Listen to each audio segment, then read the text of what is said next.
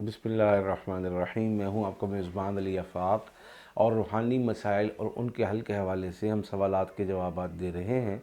एक हमारे दोस्त हैं लाहौर से, फ़ारूक साहब। ये सब्ज़ी मंडी में अच्छे कारोबार और आड़त के मालिक हैं।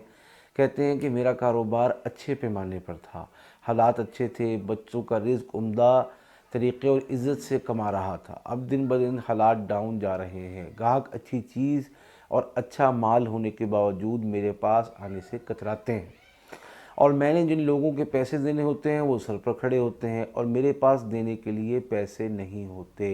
हालात सख्त से सख्तर होते जा रहे हैं। मैं पढ़ाई और इलाज का हौसला और हिम्मत करने का फ़ैसला कर चुका हूँ।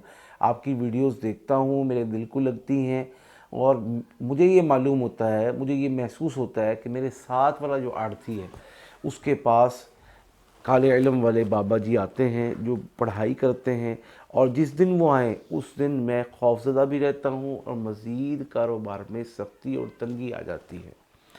बराए करम मेरा इलाज भी करें और आइंदा के लिए कोई ढाल भी दें ताकि वो या कोई और मेरा कुछ भी ना बिगाड़ सके।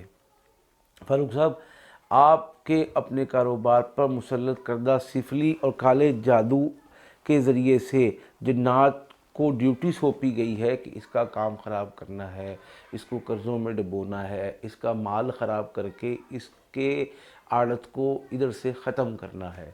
ये उनका फ़ैसला है, ये मेरा रूहानी हिसाब है। आप तशरीफ़ लाए तो मैंने ये सारे हिसाब लगा लिए, आपके कपड़े को देख के, आपकी दुकान के, आपकी आड़त के कपड़े को देख कर। अब करना क्या होगा? अब आपको रोज़ाना के एतबार से इलाज करना होगा, साथ ही जो हम रूहानी पढ़ाई अमूमी तौर से सूरह मुज़म्मिल या कोई दीगर जो आपके मुनासिब होगी वो देंगे, वो आप पढ़ेंगे। उसके ज़रिए से अपना कारोबार, अपना घर, अपने बाल बच्चे, अपना आप साफ़ करेंगे तो इंशाअल्लाह, और साथ ही आड़त पे बैठकर मुस्तकिल इसका विर्द रखेंगे तो इंशाअल्लाह वो जादूगर बाबा और उसका चेला आपकी न सिर्फ जान छोड़ देंगे बल्कि आइंदा के लिए ज़िंदगी भर वो तौबा भी कर लेंगे।